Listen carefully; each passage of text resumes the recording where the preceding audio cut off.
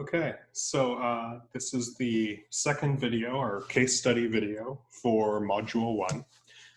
So the previous video, the sort of lecture video, is to give you kind of the main overview of the topic of the week, in this case kind of settler colonialism, early European invasion and colonization of North America.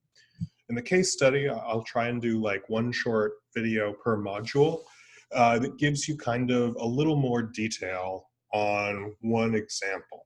So here, for example, we're going to go away from the two sort of canonical examples of colonies that everybody talks about, right? Massachusetts Bay and Jamestown. And instead, we're going to focus on the Carolina colony, which was essentially European efforts to colonize what will become today's North and South Carolina. And I want to use this example because it shows that things didn't always proceed the way they did in those two, with people coming from England to the New World, having initial struggles, and then gaining some financial success in a simple way. I think this one will complicate our understanding of Jamestown by showing a different model of how slavery was institutionalized in the United States. And it'll also complicate the narrative of colonization by showing how it didn't always happen directly from England. So first, I think it's useful for us to situate Carolina on a map from the period, right? So this will look vaguely familiar to you, although kind of weird, right? We have New England, Maryland, Virginia. Here I've put the Carolina colony. You can sort of see it right here. And to situate it, I've put it in this map because it was how Europeans would have seen it at the time. Carolina would have been seen as just as much a part of a Caribbean world as North America, right? So just as important as Virginia or Massachusetts Bay to Carolina would have been other British colonies, Jamaica, Barbados, and so on. And you'll see kind of why that's important in just a second. So in many ways, we can think of the Carolinas as a colony of Barbados in the Caribbean as much as a colony of England, right? So Barbados is this little island here, right? This little red one at the very edge of the West Indian Rim, as they would have called it, the English people. And for context, this is Florida, Cuba, Haiti, and Dominican Republic in today's terms, and Jamaica. And the reason I want to emphasize the Caribbean context is it would have been quicker to get from, say, Jamaica to Carolina than from New England to Carolina, because we'll get into this more in the second module, so I'll leave it for now, but basically because of how winds and currents and shipping went. And to understand what happens with English colonization of the Carolinas, we need to understand what was happening in Barbados. So we're going to move to the 1650s, 1660s, right? You know, significantly after the colonization of Jamestown and of the Massachusetts Bay Colony. And at this point, Barbados, which again is this little island here, also labeled here at the edge, the eastern edge of the Caribbean, was a relatively small island. If any of you've been to Barbados, you can walk around it in a day or two by foot if you wanted to. And it was an island that had a mountainous interior that wasn't very well suited to agriculture. But on the edge of the island, it had land that was ideally suited for the cultivation of sugarcane. Now, at this point, sugarcane could only be grown in areas that had like no frost. The kind of sugarcane that is grown today in Louisiana wasn't used at that time. This sugarcane had an 18-month growing season, so it had to have a frost-free environment. So it was largely grown in South America and the Caribbean. And Europe had gained a real taste for sweetness and sugar. And demand was huge, and prices were very high for sugar. But as we'll see more next week, sugar production was brutal. You basically couldn't pay free people to do it. And so it was produced almost entirely by enslaved people of African descent in the Caribbean, working on plantations controlled by Europeans under really brutal conditions. Every year, more enslaved people died on sugar plantations than were born. And the only way the population stayed level or increased was huge purchases of enslaved people through the Atlantic slave trade. By the 1660s, all of the sugar land on Barbados had been taken. So you can't read it here, but each of these little lines is a name of a plantation. And each of these plantations on this tiny island might have 200, 300, even 400 enslaved people held on them. And by the 1660s, all of the land suitable for sugar production in Barbados was under cultivation. And for English colonists in Barbados, this is the reference to Barbados's problem, they had huge amounts of money, capital, wealth they wanted to use in combination with the institution of slavery to produce more wealth, but they had no territory left in Barbados. So they were seeking a colony of their own, maybe to produce sugar in, but certainly to produce cattle, corn or grain or something, so that not a scrap of land in Barbados had to be used for producing food other than sugar. And so a significant number of wealthy Barbadians banded together to form what we called a proprietary venture. It's basically a version of the joint stock company, where a certain number of very wealthy Barbadians of English descent and English people came together and basically declared themselves in control of a new venture. They each put money in and decided they were going to try and colonize somewhere on the North American mainland. They wanted a colony of a colony, right? They wanted Barbados to have its own colony.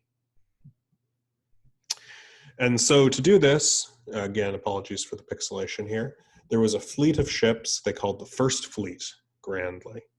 It left England in the 1660s, stopped in the Caribbean for some time in Barbados, where additional ships joined and additional people, and sailed to the location that they'd chosen, which is near what is today Charleston, South Carolina. Don't know why these are so pixelated. Charleston, which was spelled Charlestown at the time, named after a British king, was the first settlement of this new proprietary venture. These lords proprietors, as the heads of the venture called themselves, envisioned creating a new colony that would serve Barbados, and that they would be the nobility in this new colony, although most never actually went there in person. And in less than 20 years, this happens in the 1660s, 1670s through 1680s. By 1682, there's a number of large plantations that Barbadians and English people have established along the key rivers near Charleston. So this is where Charleston is today. All these numbers and names are plantations, and most of the ones controlled, most of the ones that were most successful were controlled by people from Barbados. And they were in many ways the leadership of this new colony. And whereas we saw in Jamestown, slavery was established sort of gradually from indentured Africans in 1619, and then by the end of Bacon's Rebellion, hardening into firm race-based slavery, where the child inherits the condition of the mother. That's not the case in Carolina. In Carolina, it comes with a brutal, harsh set of laws entrenching racial slavery of people of African descent from the very beginning. And that's because of its history as a colony of Barbados. The slave code, meaning the laws dealing with slavery in Barbados, or in Carolina, come directly pretty much from Barbados and actually continue to influence the US for centuries to come. If you look in the United States, the deep South states, not Louisiana because of its French history, but Georgia, Alabama, Georgia, and South Carolina tend to have the harshest laws about slavery, and that's because they came indirectly from Barbados. And so Barbados is quite proximate, quite close to the Carolina colony in terms of how long it takes you to get from there relative to England and, say, Virginia. So the colony is much less in danger than Jamestown. It's constantly getting supplies and people and enslaved people from Barbados. Like Jamestown, however, it initially struggles to make a profit before seizing upon and finding a crop that works to provide a lot of financial wealth, or a lot of wealth for the Barbadians and English people, and that's rice. Now most of the rice in the United States is grown in California, but up through the 19th century, it was largely grown in South Carolina and later Georgia. So we can see this as complicating the story of some of the other colonies. So unlike especially Roanoke and Jamestown, but also to an extent the Massachusetts Bay Colony, there are very few issues with Native American powers early on, although that will change eventually during the Yamasee War and so on. But the colony was relatively poor in people.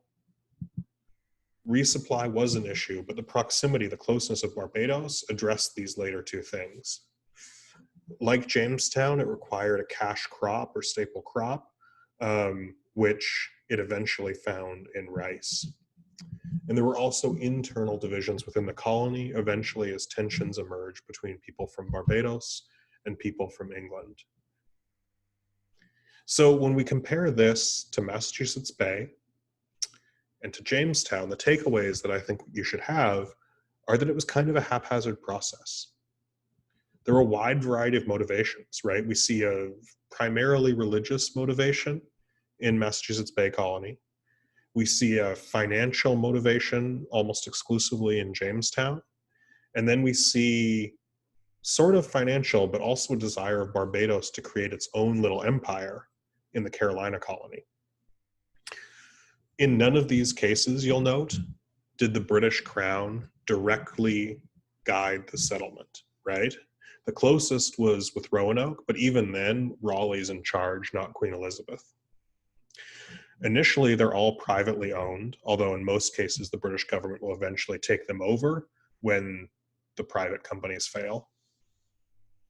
There was lots of colonial competition, which is why most of these British colonies were in places that were less desirable than the Spanish, meaning mainland North America. There was instability due to environmental factors and general hostility towards Native American powers.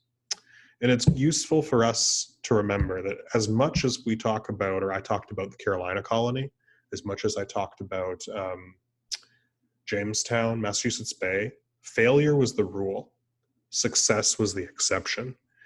And that in general, Native American groups and nations held the balance of power here, not Europeans. So those are kind of the big things that we should take away. And each of these case study videos will hopefully kind of help illuminate, but also complicate the narrative of your reading and of the main lecture. So that's kind of the end of the videos for Module 1. After this, you'll be ready to do the video quiz. And then there'll be a very short video that you can watch or not, introducing the first kind of history skills activity, which will be this week. All right.